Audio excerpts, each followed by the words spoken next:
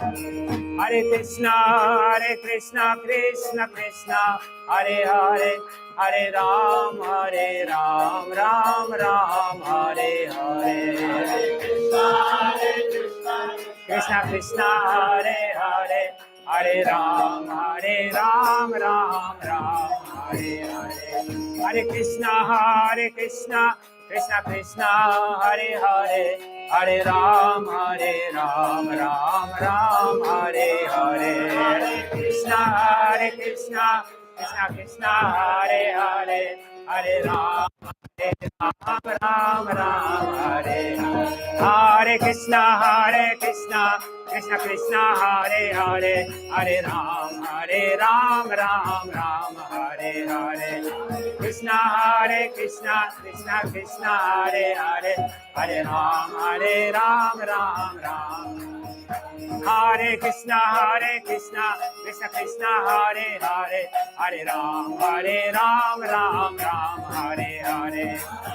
Hare Krishna, Krishna, Hare Hare, Hare Ram, Ram Ram. Hare Krishna, Krishna Krishna, Hare Hare, Hare Ram, Ram Ram, Hare Hare.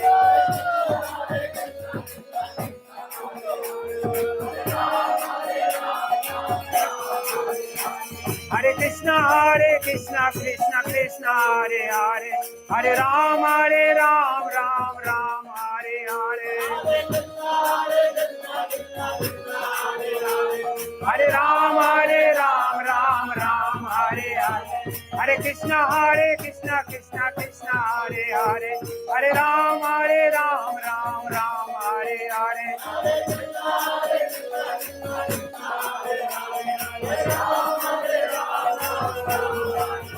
Hare Krishna, Krishna Krishna, Hare Hare, Hare Ram, Ram Ram, Hare Hare.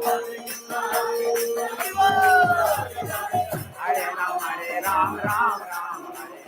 Hare Krishna, Krishna Krishna, Hare Hare, Hare Ram, Ram Ram, Hare Hare. Hare Ram, Ram Ram, Hare Hare. Hare Krishna, Krishna Krishna, Hare Hare, Hare Ram, Ram Ram, Hare Hare. Hare Krishna, Krishna, Hare Hare, Hare Ram, Ram Ram, Hare Hare.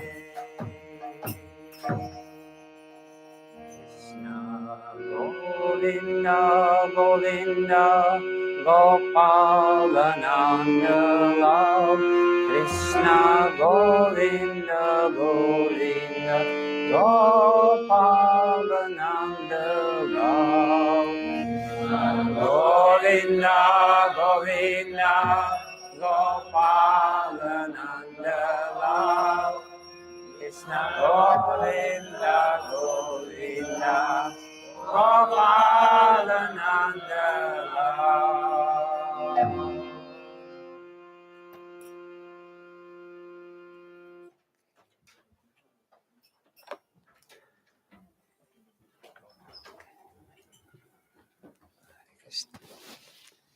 Om Namo Bhagavate Vasudevaya.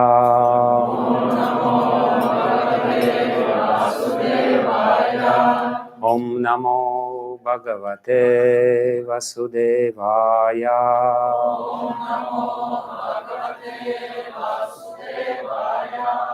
Om Namo Bhagavate Vasudevaya.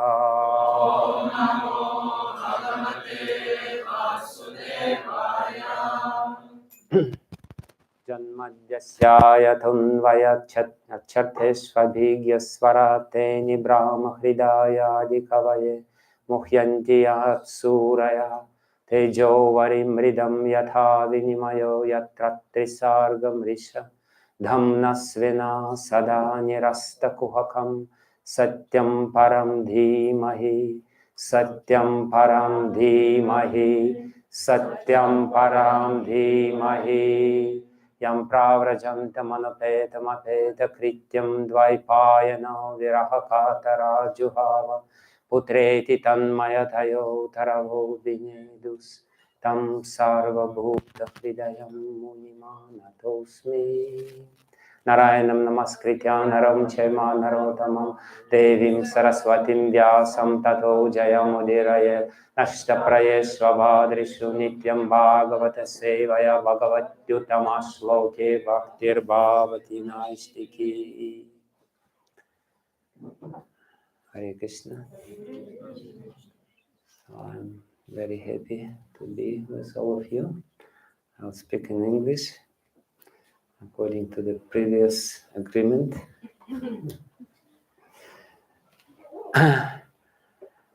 And we'll have a little seminar this evening, tomorrow evening, and then I believe on Friday evening. And I will read something from some verses from the 22nd chapter of the 10th canto of Srimad Bhagavatam, which is called Krishna Steals the Gopis' Garments. It's a very famous Lila, and oftentimes you see the pictures of Krishna sitting on the tree, and around him all the colorful saris of the gopis, and gopis are standing naked.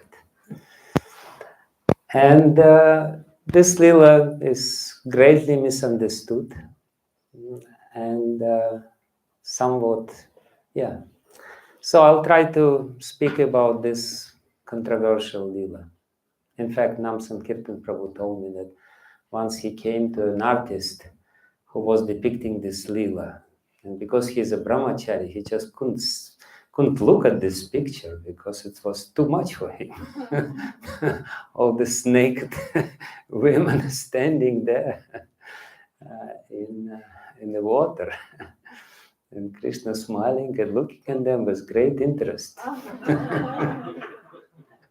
So anyway, we'll talk about this definitely very juicy subject matter.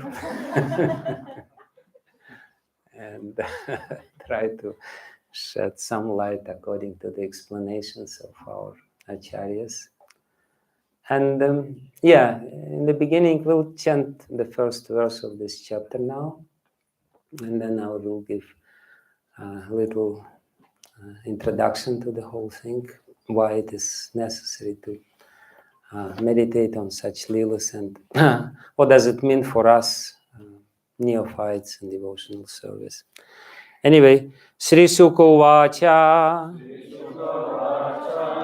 Hemante Prathame Masi Hemante Prathame Masi Nandavraja Kumarikaha Nandavraja Kumarikaha Cherur Havishyam Bunjanaha Cherur Havishyam Bunjanaha Katyayanyarchana Vratam Katyayanyarchana Vratam Sri Sukha Uvacha Hemante Prathame Masi Nandavraja Kumarikaha Cherur Havishyam Bunjanaha Katyayanyarchana Vratam Sri Sukha Uvacha Sri Sukadeva Goswami said,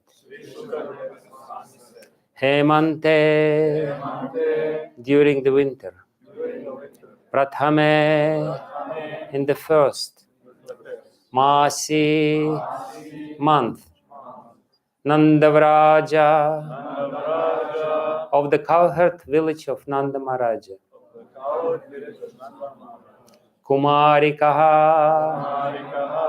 the unmarried young girls, Cheruhu, performed, Havishyam, unseasoned khichdi. Bunjanaha, subsisting on. Katyayani, of the goddess Katyayani. Archanavratam, the vow of worship. Translation. Sukadeva Goswami said, during the first months of the winter season, the young unmarried girls of Gokula observed the vow of worshipping goddess Katyayani. For the entire month, they ate only unspiced khichdi. Purport. The word Hemante refers to the months of Margashira, from approximately the middle of November to the middle of December. According to the Western calendar,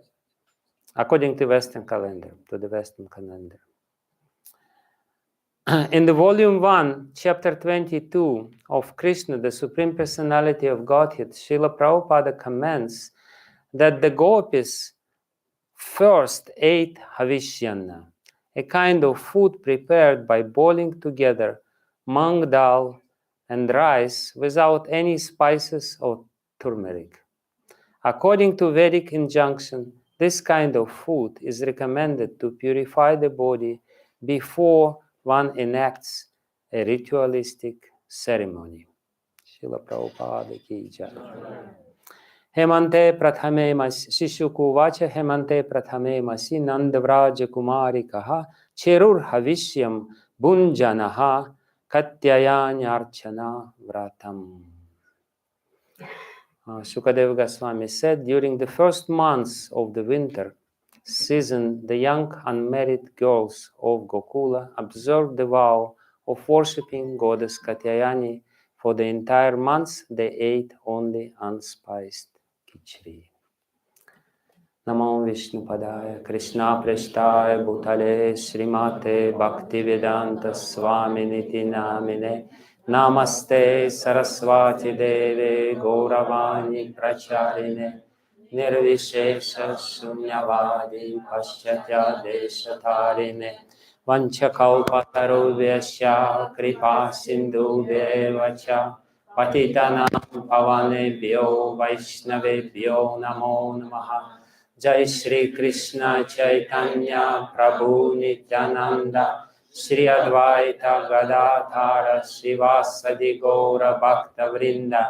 Hare Krishna Krishna Krishna Hare Hare, Hare Rama Rama Rama Hare Hare, Hare Krishna Krishna Krishna Hare Hare, Hare Rama Rama Rama Hare Hare, Hare Krishna Krishna Krishna Hare Hare, Hare Rama Rama Rama Hare Hare.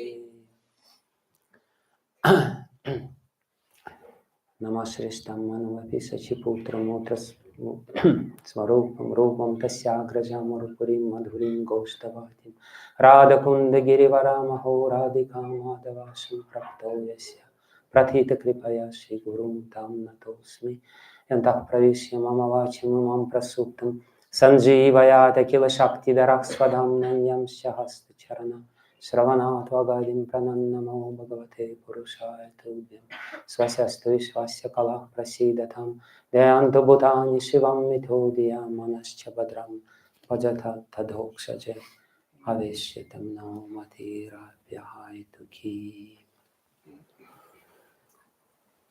So we're reading the 10th canto of Srimad Bhagavatam, which is the crown jewel of all the Vedic literature. The 10th canto of Srimad Bhagavatam is approximately 1/3 of whole Srimad Bhagavatam. And by far it's the most important, most poetic, and most beautiful, and most philosophically laden part of the entire Srimad Bhagavatam. So the whole Srimad Bhagavatam is created for us, according to the first verse of Srimad Bhagavatam, to facilitate our meditation on the Supreme Truth, Supreme Absolute Truth, Satyam Param Dhimahi. Srila Vyasadeva, in the first verse of Srimad Bhagavatam, he says, let us meditate on this Supreme Absolute Truth. And this meditation on the Supreme Absolute Truth is the way of salvation. We all, to a certain extent, to a different extent, to this different clarity, understand the need of salvation, the need of getting free from this endless repetition of birth and death. Of course, those people who don't believe in reincarnation, they don't want to get free from the repetition of birth and death, because according to them, there is no repetition of birth and death. But even they, somehow or other, they have this notion of salvation, that something is wrong with this sort of existence which is given to us, and some other existence is actually worthy of us. Or we are worthy of this other existence. This existence which we are leading is not really a noble existence. It's something which is very denigrating and very humiliating. It is humiliating because we are so utterly dependent on this body, and we know what this body means. I will not spoil your mood by describing the items of this material body, but it's quite humiliating if we honestly and dispassionately look at the material existence. It's not a very noble thing to lead material life. But still, we're very attached to this material life, despite this idea that we need some other way of existence, and despite this notion or intuition that some other way of existence does exist. Still, we are very miserably attached to this way of living, to this environment. And there is a very important reason for this. And the reason is that here we play the main role. We are the main hero or heroine of the drama of our life. And we don't want to become somebody who is playing some secondary roles. After all, who wants to play secondary roles? Nobody wants to play secondary roles. Everyone wants to be the main hero. So the drama of our life is very, how to say this, very absorbing. It really sucks in our consciousness. Due to this, excitement of being the hero and making the great decisions and, doing this and experiencing some adventures. People, just to experience some adventures, they do such stupid things. Like recently, these people who went to see the Titanic, who went deep down for 3,800 meters just to see some,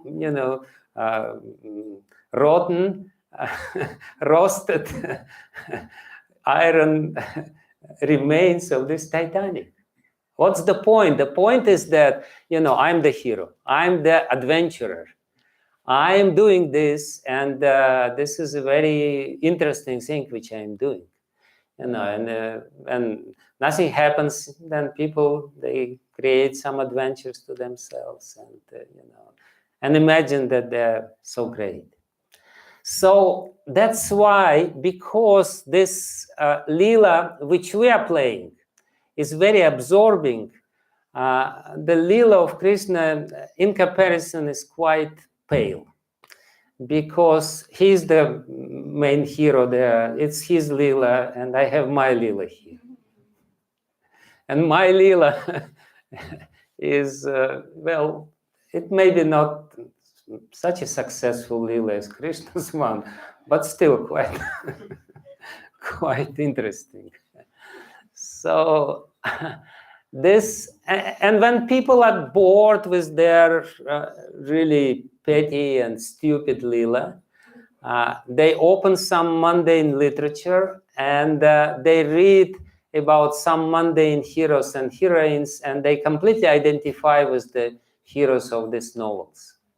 And that's why, you know, and they actually, we're not living one life. Even within this one life, we're living many, many lives according to the number of books which we read, and according to the number of affairs which we had in these books vicariously. But it actually doesn't matter, because anything which we experience in the mind, and it doesn't really matter whether we experience it in the quote unquote real reality or in the virtuous reality. It's ultimately because everything is there in the mind. And because the scale of emotions which are there when we are playing the main role, we are very much absorbed into this sort of creation.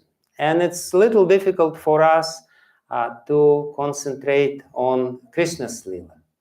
And therefore, Sukadev Goswami, he created this, Sukadev Goswami, Vyasadeva created this beautiful Srimad Bhagavatam, and Sukadev Goswami, of course, recited it with so much emotions invested into his recitation to help us, to facilitate us to completely turn our meditation 180 degrees, to help us to meditate on Krishna instead of meditating on ourselves. But even in this case, the most important thing for reading of Srimad Bhagavatam, for studying of Srimad Bhagavatam, to be successful, it's very important to learn how to identify ourselves with the heroes of Srimad Bhagavatam. This subtle identification with the different heroes or different personages from Srimad Bhagavatam is very important. And therefore, in Srimad Bhagavatam, there is one Krishna, and there are so many devotees with whom we can identify. And this subtle process of identification gradually helps us to purify our consciousness, to purify our chitta, to purify our heart, to the extent that the reflection of Krishna's Lila will take place within our heart.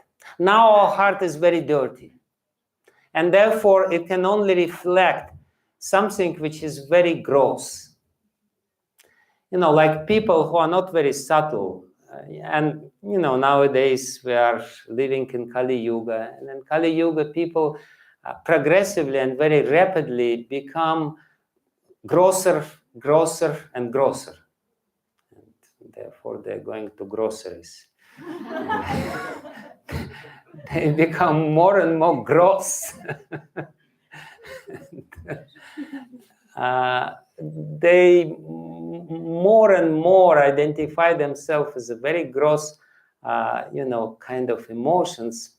And therefore, even the taste of people over the years, over the known to us history, is becoming grosser and grosser and grosser. Nowadays, you know, to get some emotions, you need heavy metal music, you know, which would penetrate your heavy layer of ignorance.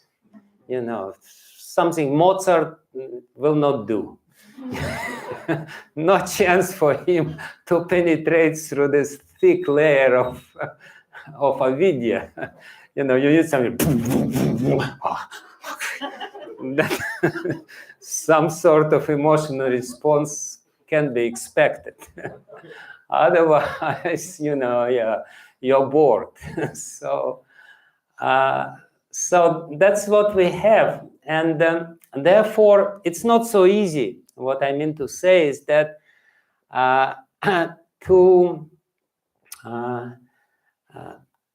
learn, to study Srimad Bhagavatam, to read Srimad Bhagavatam in such a way that this identification process will take place is difficult for us, because it's difficult for us to relate to these sentiments due to our engrossment into the matter.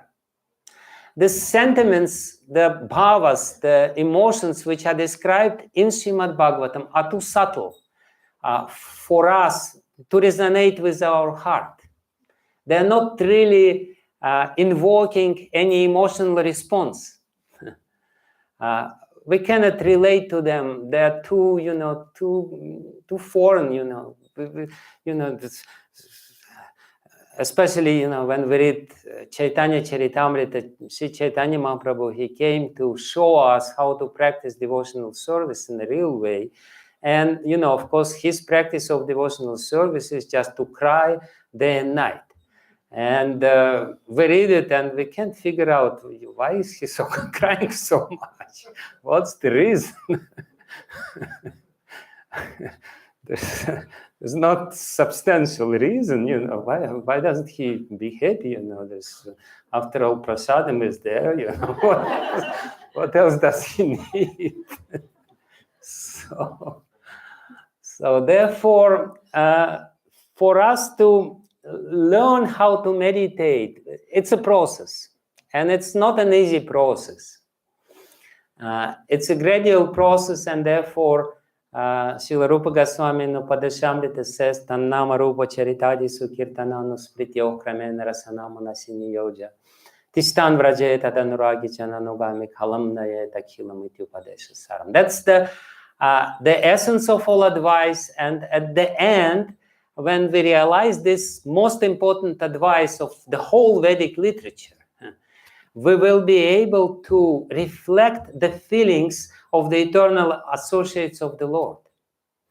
Tadanuragi Jananugami. We will be able to really follow their footsteps.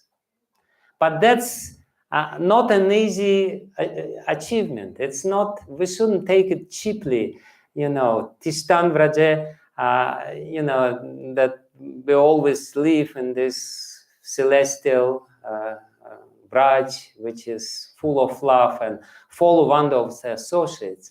So what is most important is that, and therefore, Srila Rupa Goswami says here, Kramena. Kramena means step by step. Ultimately, we should come to this stage of being able to meditate on Krishna Lila, Kalamnayat, all the time, 24 hours a day. But before we come to this stage, there are some intermediary stages which we have to pass, and we have to know all these stages and how to pass them, and we have to know the dynamic of the path. So therefore, Srila Jiva Goswami explains in his Bhakti Sandarbha the stages of meditation. Ultimately, yes, Satyam Param Dhimahi, let us meditate on the absolute truth. But what does it mean to meditate on the absolute truth? And Srila Jiva Goswami, he divides this meditation into 5 stages. And the first stage of meditation is accessible to us. That's what we do all the time. And the first stage of meditation is called Smaranam. But Smaranam, we have to really understand what Smaranam means. We often translate Smaranam as remembering, but there is a very specific process which is called Smaranam. Srila Jiva Goswami says, Smaranam means Kinchit Anusandanam. It means that we retrieve from our memory, from our chitta, some object which is stored there as a samskara. some memory of our past experience. It's very important that we can only do smaranam of something which we experienced. We cannot really do smaranam about Krishna because we didn't experience Krishna yet. We can only remember something which has taken place with us, which took place with us, which happened with us, and which is stored within our memory. So the process of smaranam, Srila Jiva Goswami very beautifully, very succinctly, but at the same time very beautifully explains. Kinchit anusandanam means that some memory of the past event or of past experience, something which you ate, smelled, or some person whom you met in the past, his image surfaces within your conscious mind. All the memories are stored within your subconsciousness, but then you can retrieve it, the memories of it, with the help of buddhi, by some conscious endeavors, or it automatically comes to your mind. Some experience which you had. And kinchit anusandanam means for some little time you investigate this particular image which is there in the mind. And then, your mind is very restless. I mean, it's not your mind. My mind is very restless. Your mind is, of course, very cool and meditative. But anyway, so the mind is quite restless, and therefore kinchit anusandanam. Kinchit anusandanam means that you just, look at this subject which is there for some time, for a short while, and then you change it and some other picture comes into your mind. It's exactly like browsing on the internet. You get something, you read it a little bit, okay, later I will read it, and let's read something else, and then kinchit anusandanam. Anusandanam means searching or investigating. But investigating little bit, without any concentration, by quickly changing the subject on the subject. You just doing it. Of course, sometimes you may remember something for a longer period of time, but that only happens, please, it's very important, it only happens when this memory is associated with very strong emotion. If the emotional energy is stored with this remembrance, then you can dwell on this with your mind for a longer time, especially if it's negative emotion. If an image of your enemy surfaces in your mind, you can meditate on him or her for a long time. And it will be a very elaborate meditation. You almost will go into samadhi by thinking about him. But so this emotion, the connection between the memory and emotion is very important for successful meditation. And therefore, kirtan is so nice, because kirtan is coupling the name with the emotions. We're not just saying Hare Krishna, Hare Krishna, Hare Krishna. We're saying Hare Krishna, Hare Krishna, Krishna, Krishna. Yeah, something like this. we are investing emotions into this, and therefore it's easier to concentrate. So this is the first stage of meditation, which is called remembrance, which is called smaranam, and which we know, which we experience. The next stage of meditation is called dharana. And dharana, Srila Jiva Goswami gives the definition of dharana. Sarvataha chitam akrishya samanya akarena manodharanam dharana. The ability of keeping the mind, manodharana, when you keep your mind, or when you stabilize your mind by distracting it from some other objects on one particular object. You want to meditate on something, you consciously reject all other objects, and for some time you maintain this object within your memory. But samanyakarena, this is the most important feature of this stage of meditation. Samanyakarena means you can only remember about it in a very general way. In smaranam, the image flashes into your mind without any details for a short while. On the stage of dharana, you are capable of retaining the object of your meditation for some time, but still your memory of this object is very vague. It's not distinct. It's general. Therefore, it's called samanya karena. The akar, the form of your meditation is samanya. It's schematic.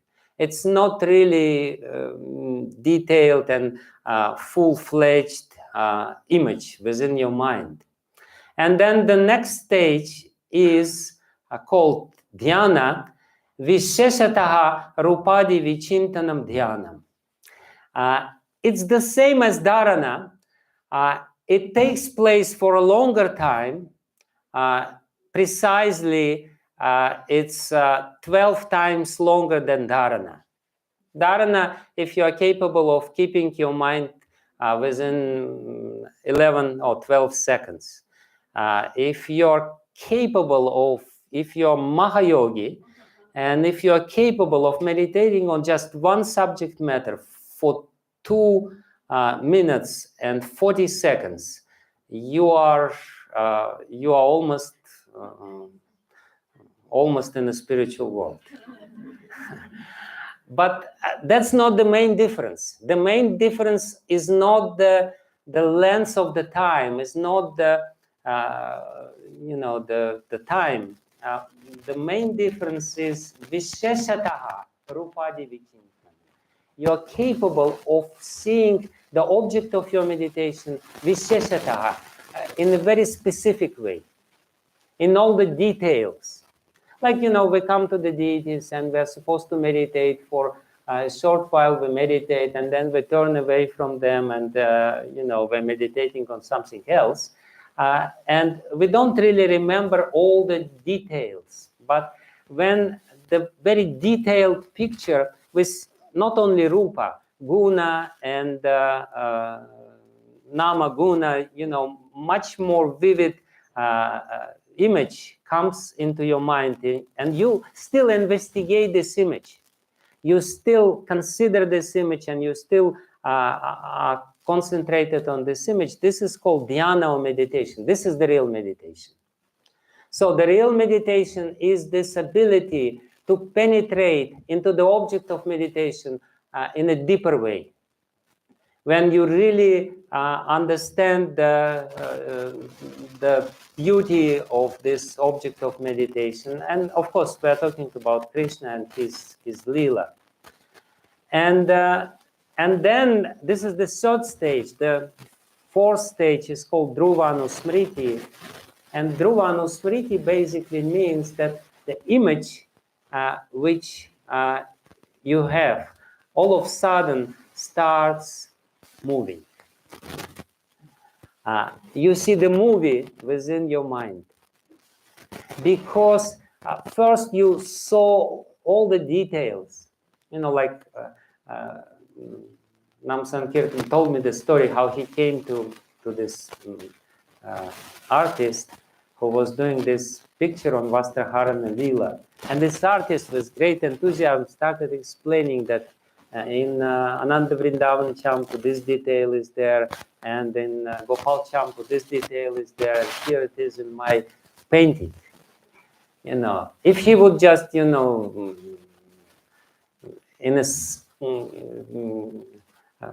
draw some little sketch, that's dharana. But dhyana means that in all the details, in all the minute details, you see this picture, which is described by our acharyas within your mind, which you got from some elevated devotee who is describing this Lila. And but then on this stage of Dhruvanusmriti, you can see that it's moving. It's not the static picture anymore. Because Dhruvanusmriti means, Anusmriti means the smaranam, which is, Dhruva means very stable and very thick, like the flow of oil. When we're taking oil, and the oil is moving in a very gracious and a very stable way. If we try to pour out water, then the water will be splashing all the time, but the oil will go slowly. So the same thing, you know, all of a sudden you see that this picture, your meditation is becoming alive, and something is happening there. So it's basically what, again, Srila Jiva Goswami explains. There are two forms of meditation. One is mantramaya upasana, when you see the static picture. When you meditate on a picture and you try to see all the details of this picture. But then when this picture becomes vivid and becomes alive, then it becomes swarasika, maya upasana. That's a very elevated stage of meditation. And actually, this is, according to Upanishads, that's the stage when we get salvation. Because only on this stage, our remembrance of the material world is completely slackened. Before that, we still have some very strong pulling forces which are pulling us back. You know, we meditate on Krishna, and yes, yeah, for some time, and then, you know, some other meditation is pulling us back. Because there is a lot of memories within our mind, and they're all emotionally charged, and therefore this struggle is going on. We're trying to concentrate on the holy name, Hare Krishna, Krishna Krishna, Hare Hare, Hare Ram, Ram Ram, Hare Hare. But for how long? You know, for how long? This, of course, this is totally uninterrupted meditation. You know, at least for a split second, it's uninterrupted, but then it becomes interrupted. You know, we know it's difficult because of these pulling forces. And, you know, ultimately, the next stage is called samadhi. And samadhi means the natural, spontaneous appearance of the object of your meditation within your mind without any of your conscious endeavors. Before that, you needed to concentrate your mind to kind of invoke the object of your meditation from the memory to meditate. But on the stage of samadhi, there is no problem. It's just going on all the time. You're doing something automatically. You're living this life. You're doing something. You're maybe distributing books, but in the mind, you're tishtam vraje, tadanuragi jananugami. You are anuragi jana. You're anugami. You are the follower of the anuragi jana, of the devotee who has some attachment to Krishna.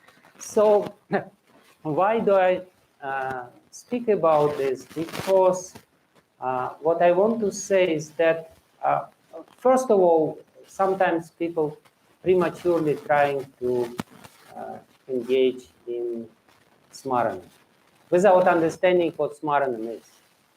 They're trying to meditate on Krishna even though they don't have any experience on meditation, and therefore they're not meditating on Krishna. They're meditating on a cartoon about Krishna. That's why Srila Prabhupada was very much against cartoons on the topic of Krishna. They don't really know what is Krishna. They only know some, you know, caricature of Krishna or some sketch of Krishna. So that's not the way. The way is to chant the holy name, and within the holy name, everything contains there. If the holy name has become the real object of our meditation, then after the name, Rupa comes, after Rupa, Guna comes, after Guna, Parikar comes, after Parikar, Lila comes. So there is a kram, there is a sequence which is very important, which should not be broken, which should not be violated if we want to really achieve something in this meditation process. And it's very interesting also that Srila Rupa Goswami, who explains and basically not explains, he invites us into this process, very insistently invites us into this process, but he warns us. He says that, you know, he says very important and very very sad thing. He said that you cannot achieve prema within lifetime. Why? We should understand. Of course, sometimes people say, no, Prabhupada said we can, and therefore we could. It's not a problem, you know, if you could, no problem. But Srila Rupa Goswami says, normally it doesn't happen. So, of course, we are abnormal, therefore we are eligible to achieve some abnormal results as well. But we have to understand the scientific reason why. It's very important because, again, it's about the transformation of our heart. And the transformation of our heart means the accumulation of certain samskaras, certain impressions within our heart. And spiritual impressions. And not only accumulating spiritual impressions, but making these samskaras, these spiritual impressions, very strong. Because achieving prema means achieving such a stage when Srila Rupa Goswami specifically says that your spiritual samskaras from previous life, when they're coupling with the spiritual experience of this life, when the spiritual experience of this life is coupled or is conjunct with the spiritual experience of the previous life, then only the experience becomes so strong and overwhelming then it reaches the stage of prema. That it becomes rasa, it becomes very pleasurable.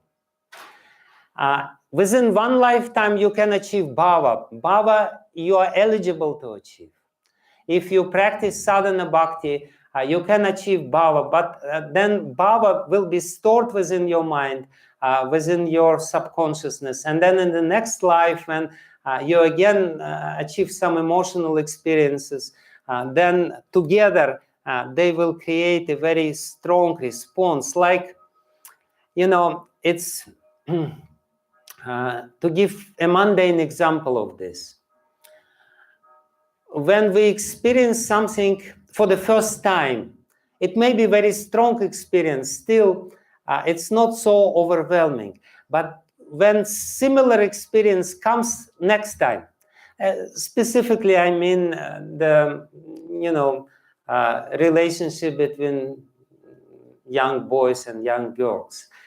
When we experience something for the first time, it leaves deep impression, but it's not so deep. But when similar experience comes, and when it's overlaid with the previous experience, then it becomes totally overwhelming. That's why oftentimes people, they get their first love in high school, and then 30 years later, after 5 marriages, they somehow or other remember about their first love. And, oh, yeah, that was the best one. There's nothing special about it. It's just a play of the mind.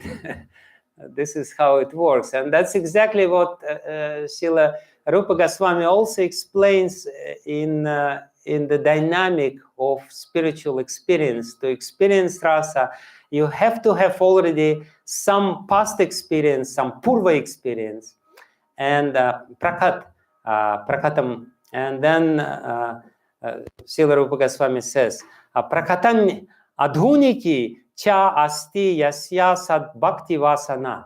If sad bhakti vasana, the impressions, vasanas, deep impressions of sad bhakti, of real bhakti, if adhuniki and prakatani, if the modern, of the present lifetime experience, coupled with prakatani, with the previous experience, purva experience, then bhakti rasa svadaha, bhakti becomes very pleasurable. Bhakti becomes overwhelmingly strong emotional experience. So, and therefore, this is the next part of my description. Therefore, Shukadeva Goswami actually explains that first we have to go through this 9 cantos of Srimad Bhagavatam.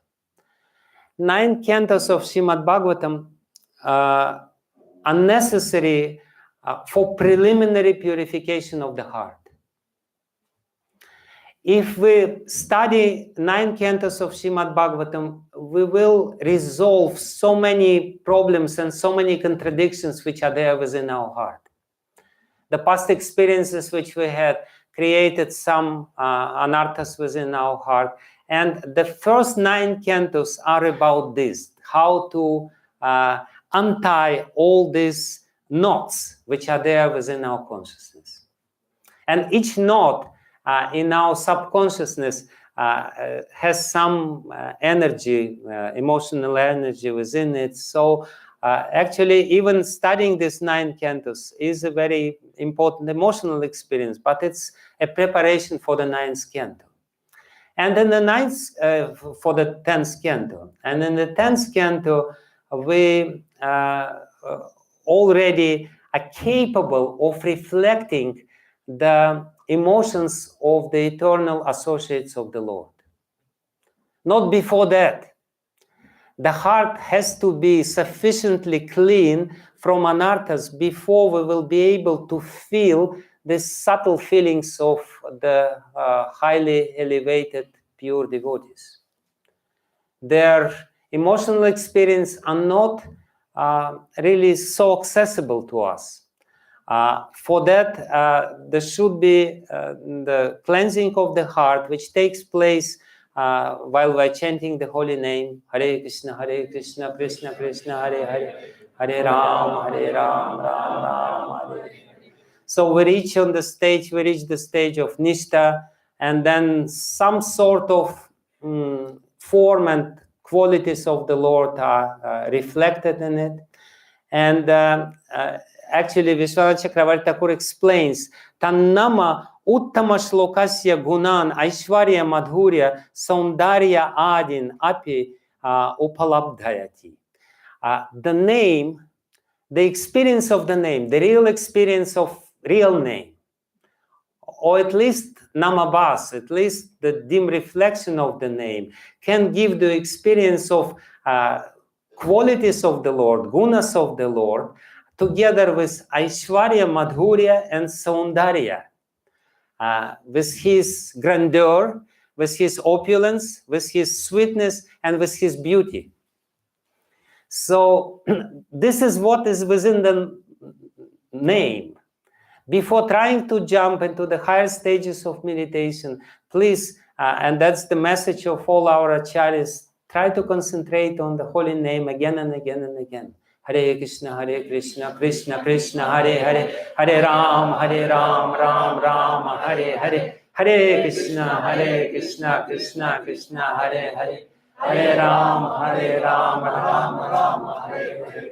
So at one point, this holy name will appear as a form of Krishna, together with Aishwarya, Madhurya, and Saundarya, his opulence, his sweetness, and his beauty. That's on the stage of Ruchi.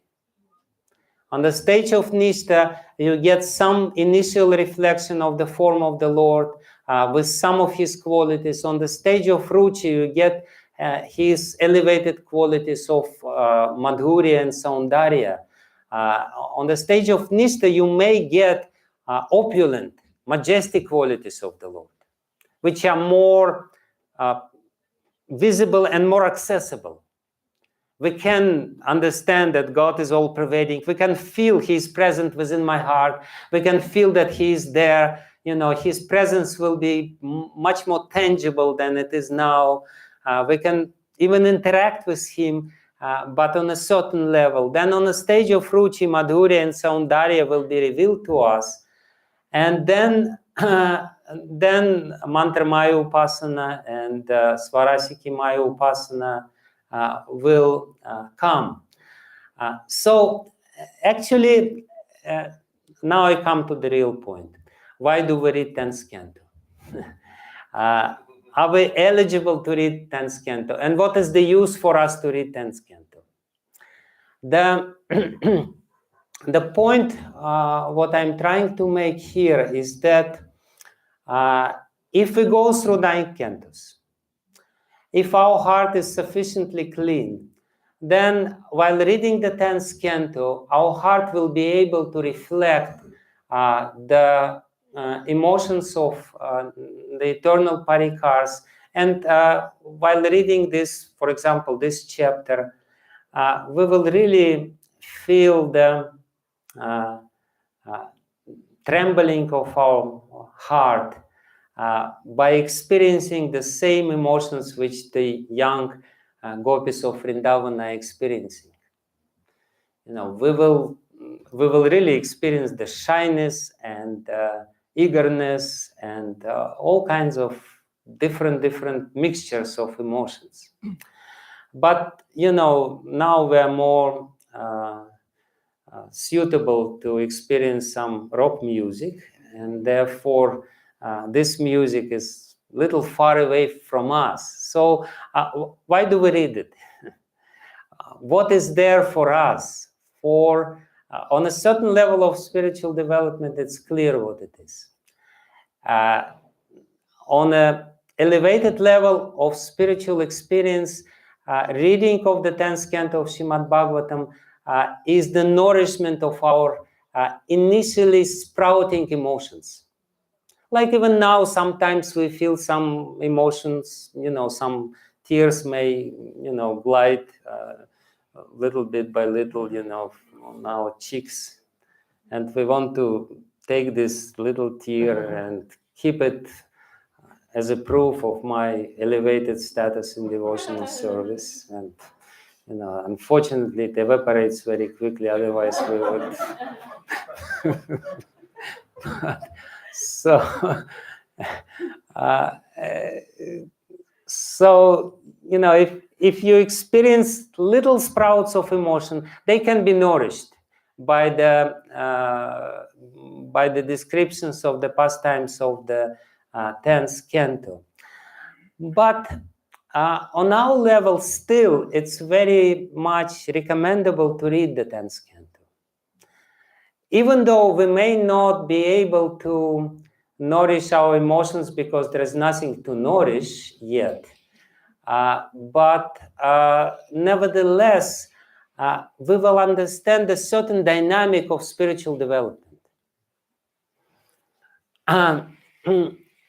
And that's exactly what Srila Bhaktivinoda Thakur explains when he says that the pastimes of Krishna depicted in the 10th canto, especially his childhood pastimes, is the symbolic description of anarthas, and just by reading these pastimes, our heart will be cleansed.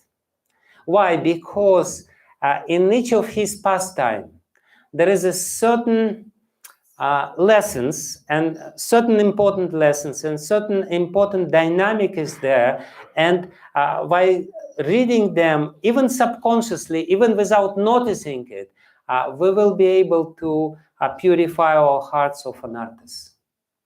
So therefore, the 10th canto of Srimad Bhagavatam, sometimes people are afraid to touch 10th canto of Srimad Bhagavatam. They say, no, I'm not eligible to do it. I know one devotee, he said, he gave a vow, I will not read the 10th canto of Srimad Bhagavatam, because I still didn't understand the previous 9th cantos. We will never understand 9th cantos.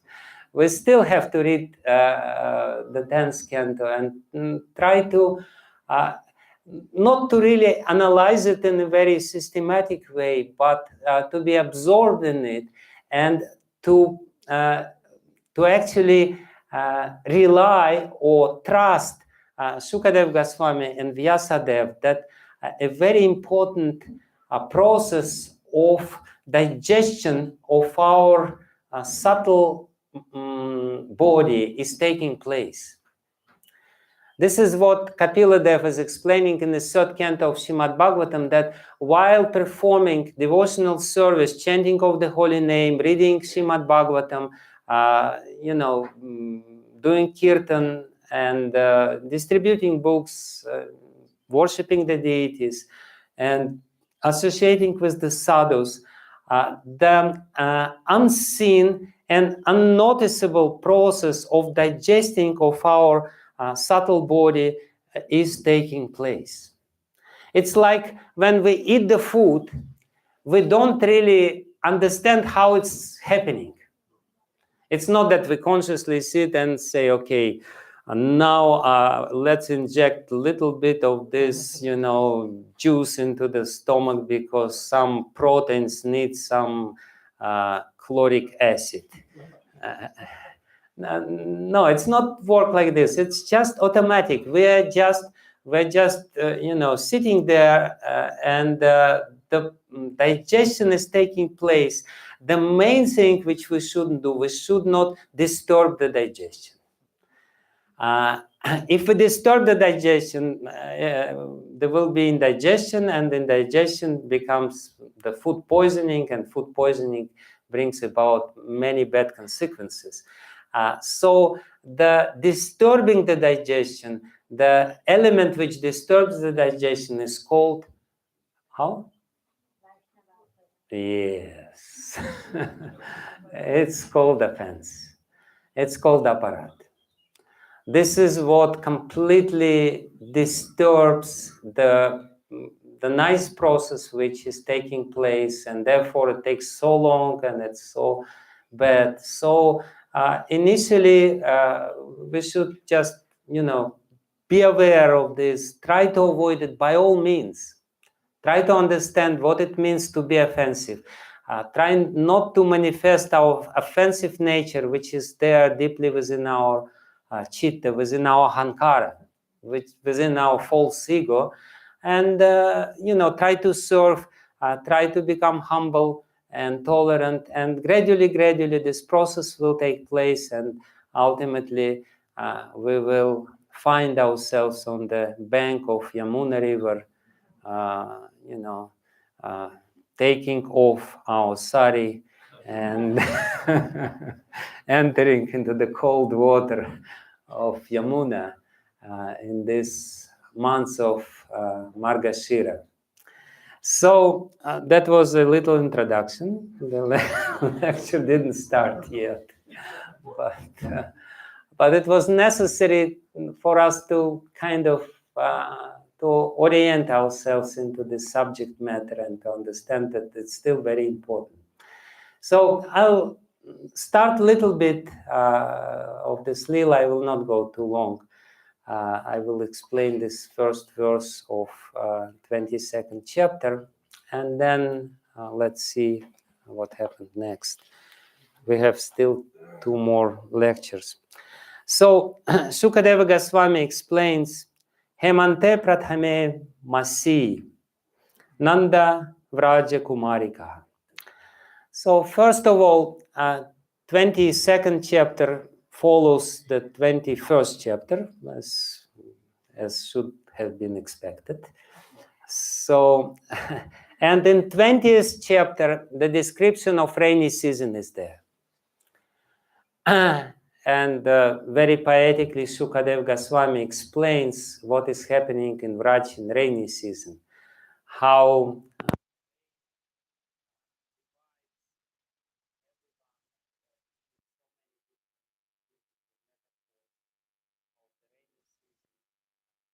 basically explains in this 20th chapter how sadhaka is flourishing or being revived, coming in contact with Krishna consciousness. Because wandering in this material world, in this desert of material world, we are dried up, and we experience so much negative emotions are there. Like we were walking down the street, and there was this clinic of psychosomatic diseases for children. Now children have psychosomatic diseases. They hardly have any psychic, but they already have psychosomatic diseases, because there's so much pain is stored within our consciousness. So much negative emotions are there. So that's the experience of this desert of material world. And when we come in contact with Krishna consciousness, it's like rain.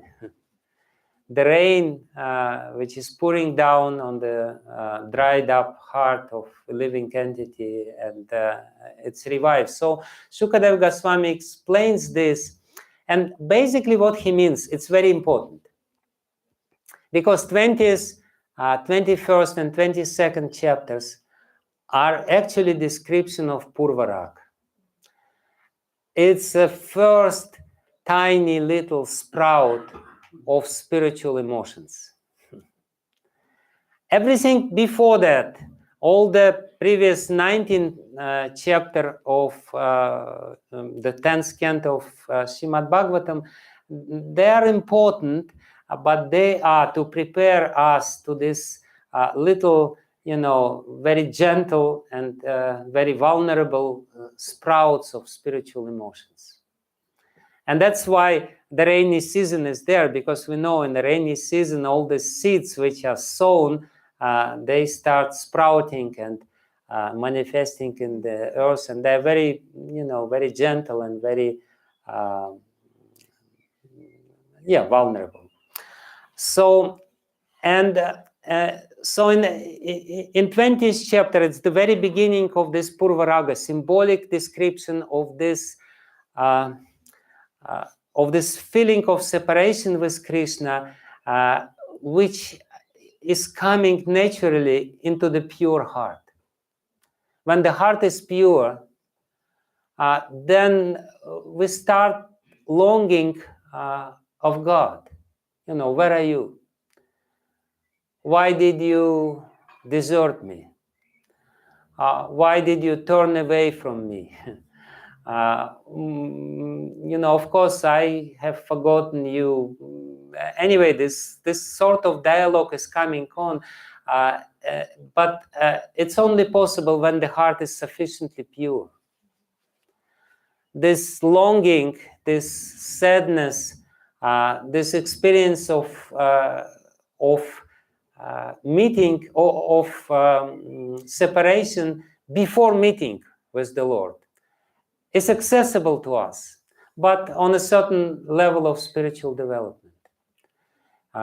It comes to us, and basically it's the 20th chapter of Srimad Bhagavatam. And in the 31st chapter of Srimad Bhagavatam, 10th canto of Srimad Bhagavatam, the Purvaraga, these feelings are described in the song of gopis who hear the song of the flute of Krishna. They don't see Krishna. They only hear from far away the faint sound of Krishna's song. And actually, Bhaktisiddhanta Saraswati, he said that the song of Krishna's flute, in our case, is Bhagavad Gita. Because Bhagavad Gita is Krishna's song, right? It's his song. And he's calling us. So this first experience, this first faint experience of spiritual emotions is possible when we are still far away, but we still kind of hear the voice of Krishna who is calling us. Come to me, come to me, come back to me. You don't have to be in this desert of the material world.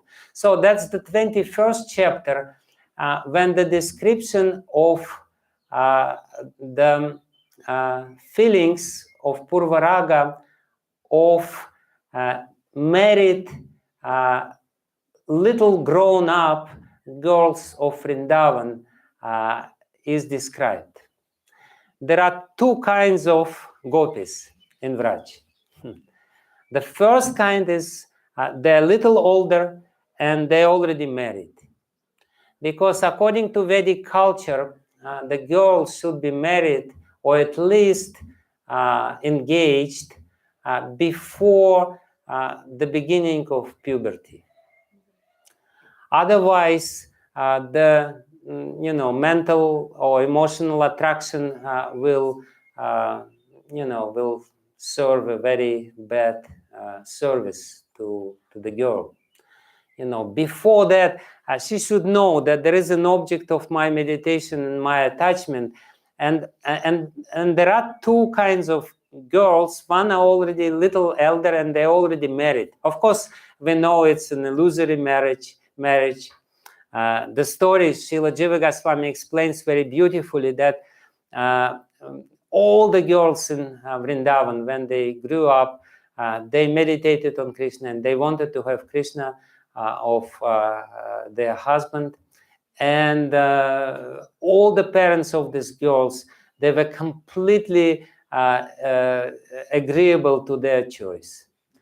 They also wanted to have Krishna as their son-in-law, and it almost happened. But then Vasudev thought, what will happen to Krishna? Vasudev in Mathura, he heard that, massive marriage is about to take place in Vrindavan. My little son who is there will be married to, thousands of young girls. He heard this news and he became completely afraid. He was so, because he knew that if Krishna is married to all these girls, that's it, he's stuck there. He's stuck to the rest of his life, and he will be sorting out his family affairs.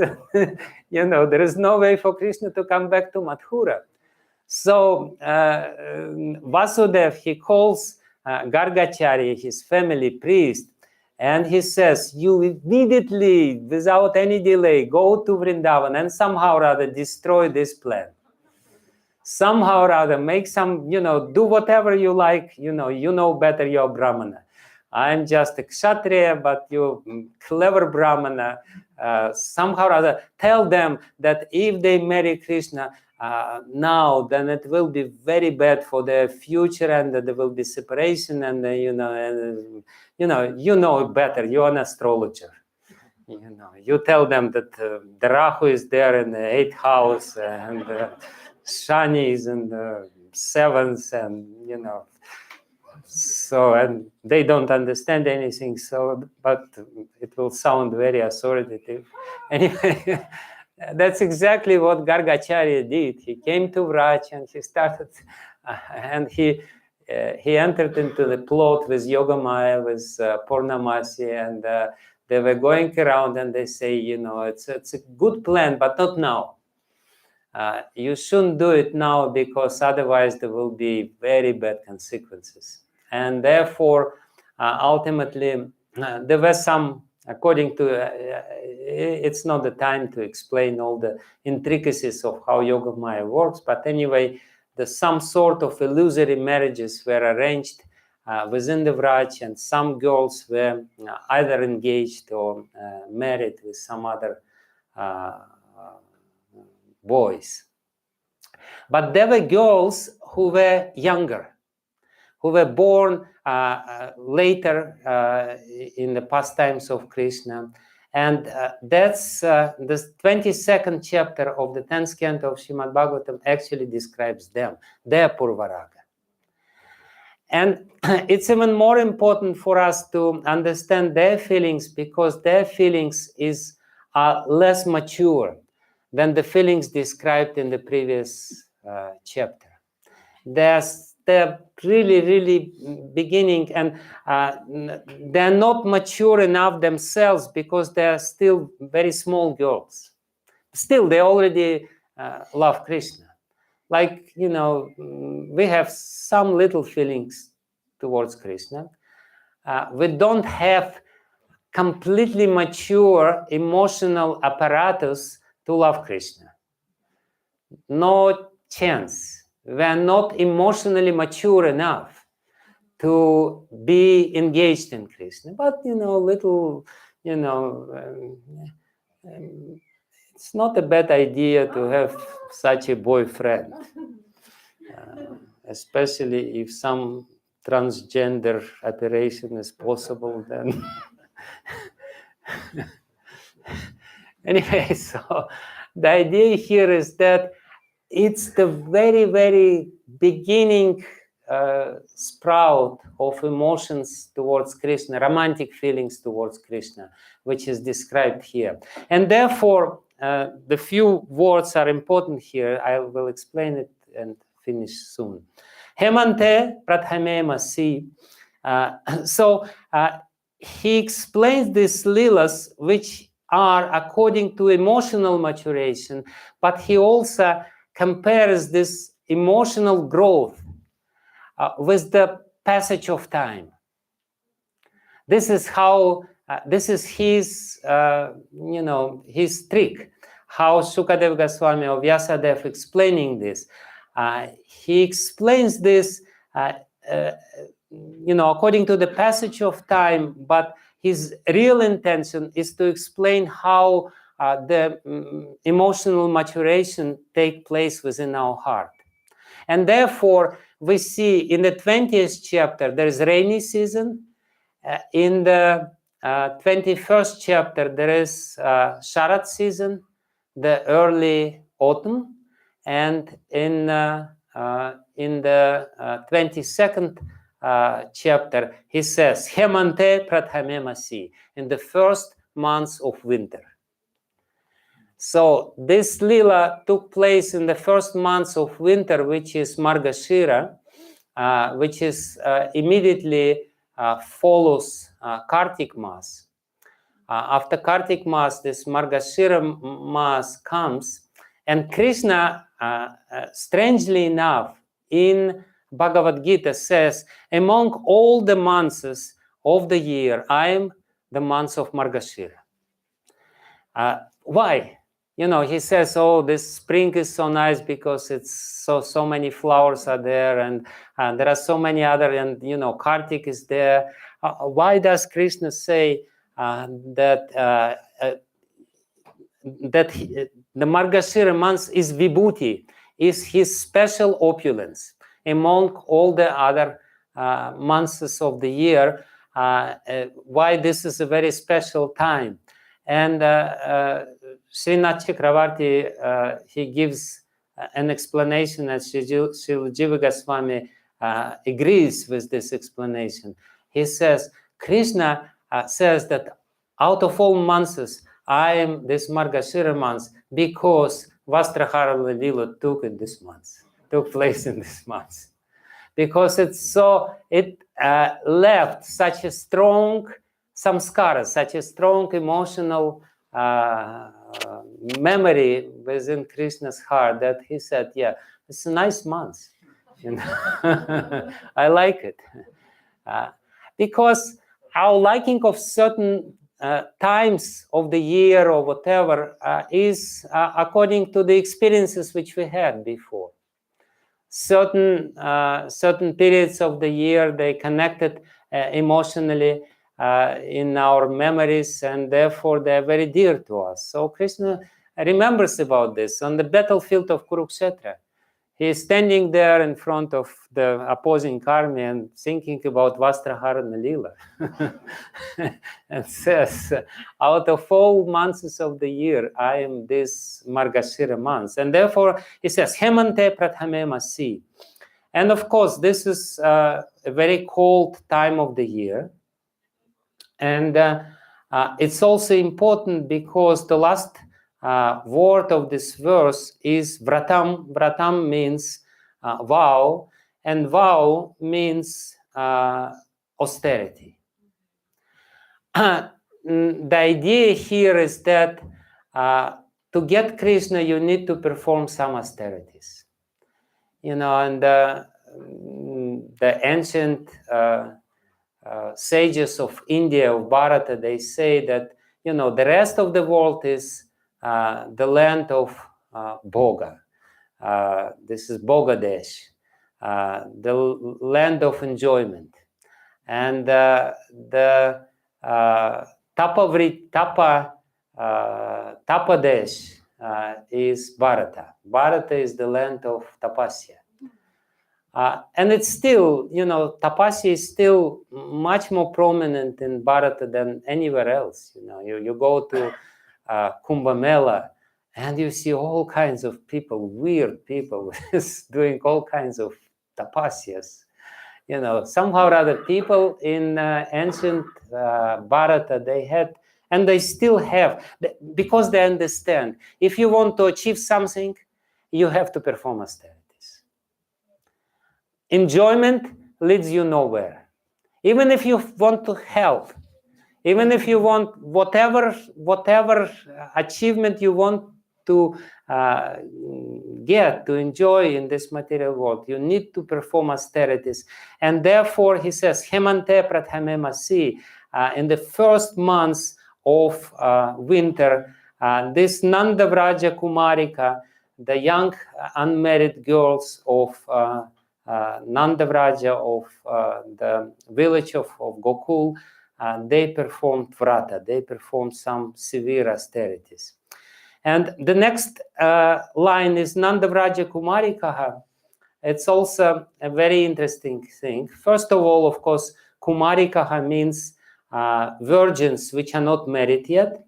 And Kumarikaha means that they're really small because this suffix ka, not Kumari, Kumarika. Kumarika means, like in Russian, we have the same suffix, devachka.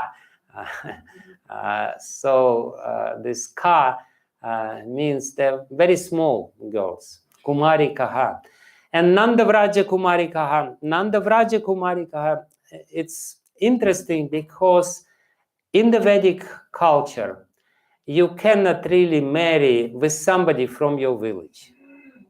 You're not allowed because all the boys and girls in the village are considered to be brothers and sisters, and you're not allowed to marry with your too close relatives.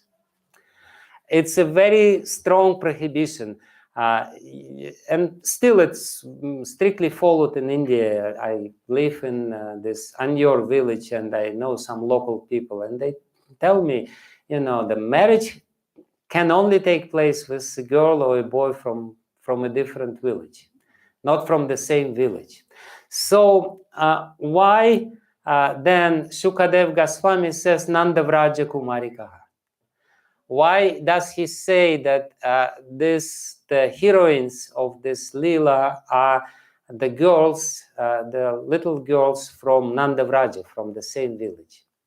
So there are different explanations of this. One explanation is that Nandavraja is that somehow or other they are from different villages, not from the same Nandagaon of Nandavraj, but because Nanda Maharaj, he is the king of this whole area, and he knows girls in the different villages. So Nandavraja Kumarika means all these girls which Nanda Maharaj liked and wanted to have as his daughters-in-law. So it's some small girls from different villages which somehow or other Nanda Maharaj liked while traveling or going in this village.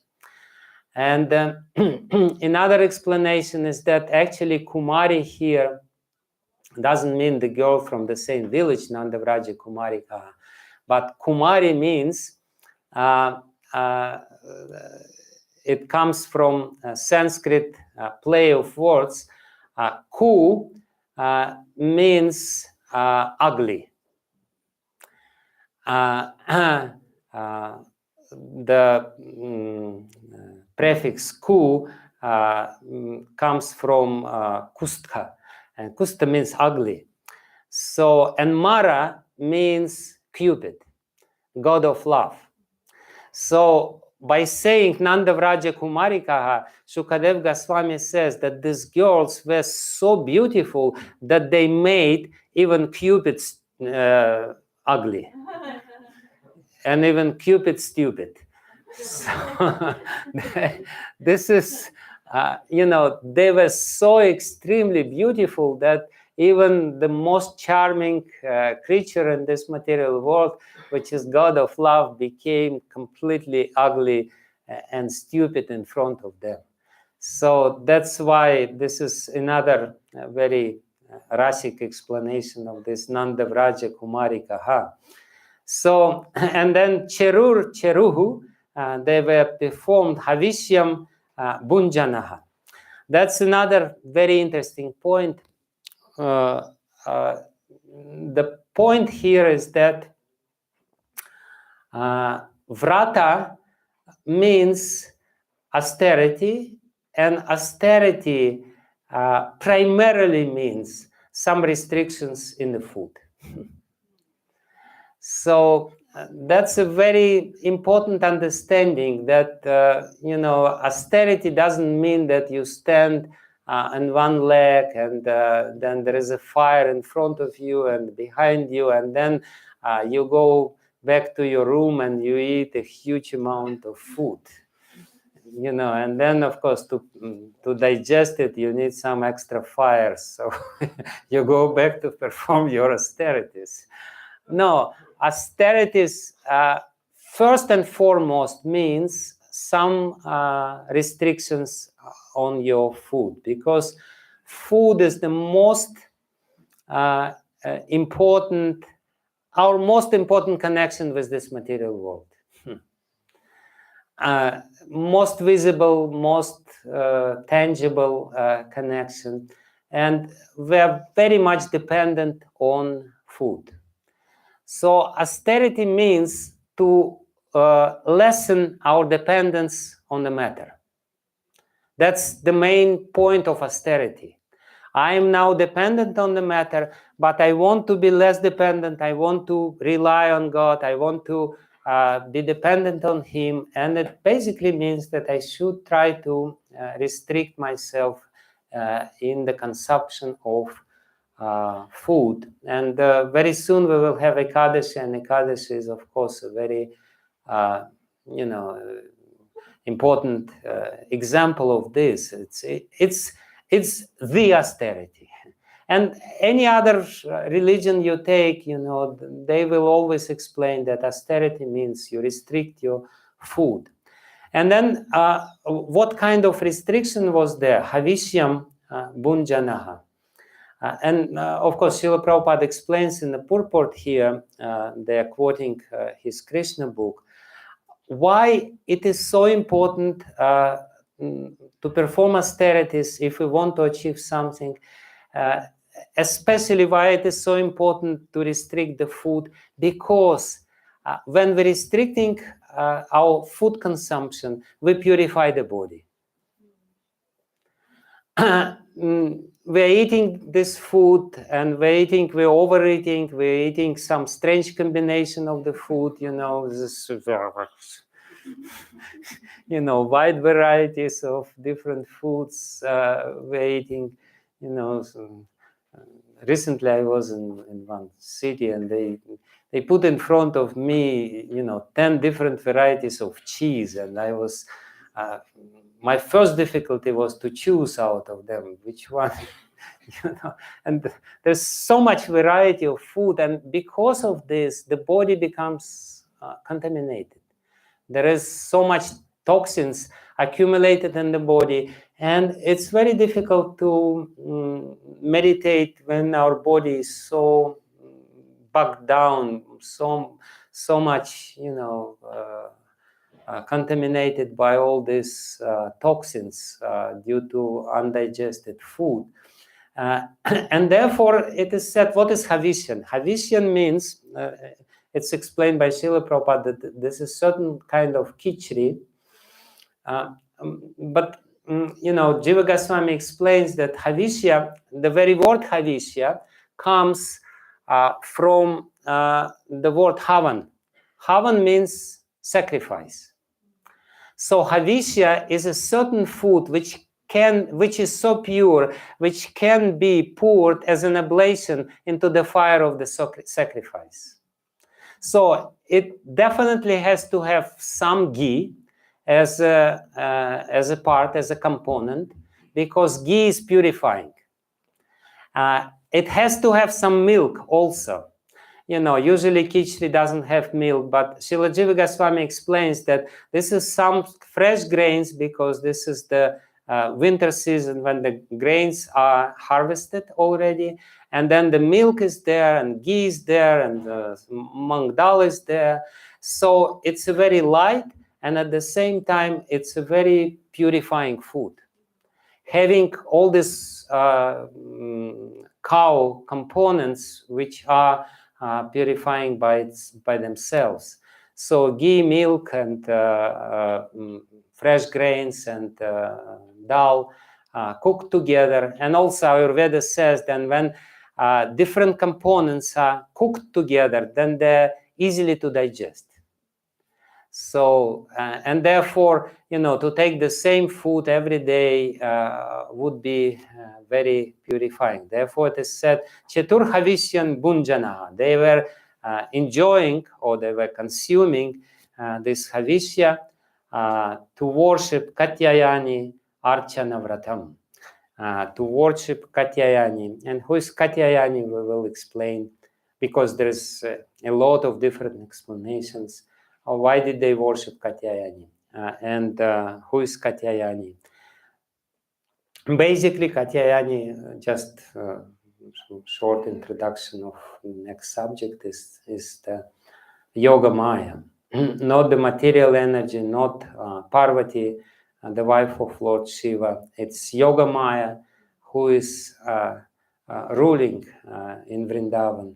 And they were worshipping Katyayani to get Krishna as their husband.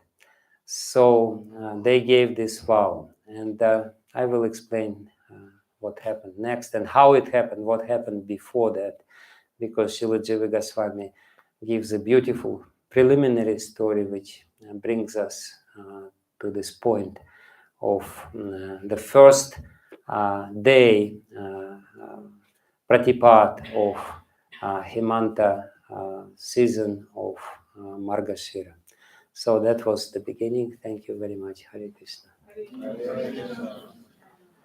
Srila Prabhupada ki jai. Yes.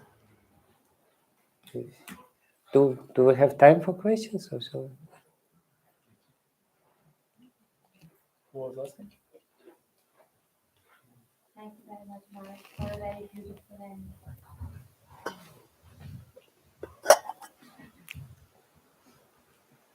thank you very much, Mark, for a very beautiful and unique explanation. I had two questions which are quite interrelated, and you spoke about also the emotional aspect of the sadhaka, and I was wondering how, especially in the process of japa, we are always, it's insisted that we hear very properly when we chant. And when you're speaking about creating samskaras, and when you're speaking about the 5 types of meditations by Jiva Goswami, then I'm thinking 5 stages of 5 meditation. stages, yes. And then how do we understand hearing in the whole process? First of all, we're not only chanting in japa, we're also chanting in kirtan. And in kirtan, emotions are built in, obviously. And you're supposed to manifest emotions. It's just in the beginning stages, emotions are not advisable because in the beginning stages, you should just concentrate on the mind, but at the same time on the sound of the holy name, because the sound of the holy name is powerful. But at the same time, it's not that emotions are prohibited.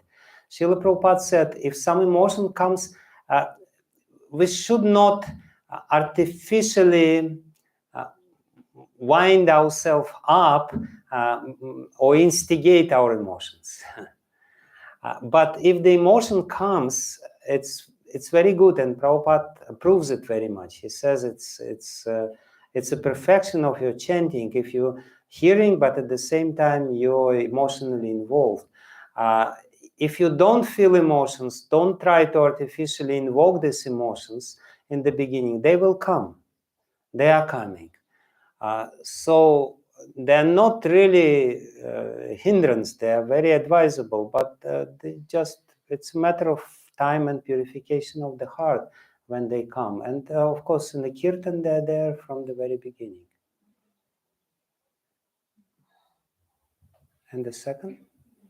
And my second question was related to how, for example, when we read about japa, and then, for example, Satyananda Maharaj and also Satsvarup Maharaj, they talk about this aspect of recognizing that the holy name is a person. And I was just thinking of how this is such an elevated understanding, because we see through meditation, we get more purified and there is this blossoming of consciousness. So perhaps you could also address this, so seeing Krishna or the holy name as a person. Well, the fact of the matter is that we should try to remember that the holy name is not different from Krishna. And that's what it means, that holy name is a person. We have to remember that invoking the name of Krishna, we're invoking him. We're not really chanting some mystical formula, without having some person on the background or behind it. We are inviting Krishna for a conversation, for a dialogue. So it's not that we should always remember, that, holy name is a person, holy name is a person. No, holy name is Krishna. There's no difference. And while chanting his name, we are interacting with person, and therefore we have to be very careful. He's there. He's in the holy name, and he knows whether we really calling for him or we are just doing some other things. Sometimes we browse the internet and at the same time Hare Krishna, Krishna Krishna, and Krishna says, okay, Yathamam prapajante tam statami bhajami aham. How you relate to me, how I will reciprocate with you accordingly. So you don't really care about me, so good luck. I don't care about you. So that's what we should remember, that the holy name is no different from Krishna.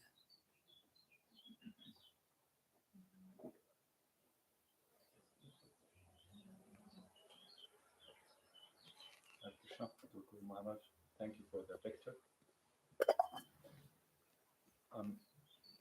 Just a question, two parts. Like it is said that the holy name, like the sound vibration, includes everything, the Guna, Rupa, and the Lila. But at the same time, I once said that the sound actually, like the holy name, is still there in the Guna and Rupa and the Lila. So is reading more or less like just a catalyst, so that when we are chanting, we are raising our...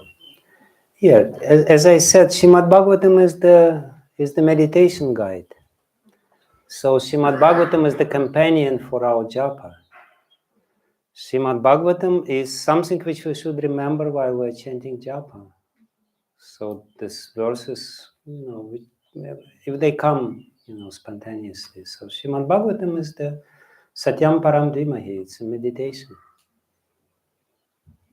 But are we focusing on getting these samskaras from reading or from chanting? Because there's no like sound while reading to some extent. Yeah, but still you have samskara, you get samskara, you read, and some sort of memory is there, some sort of, and because it's not just, that's why Prabhupada included Sanskrit words into his books.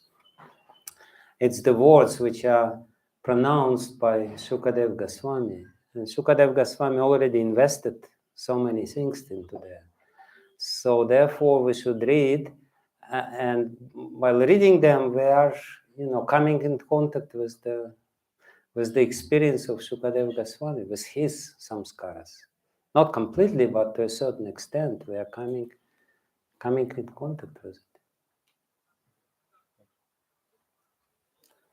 I guess it's too late. Thank you very much. Hare Krishna. Srila Prabhupada ki jai.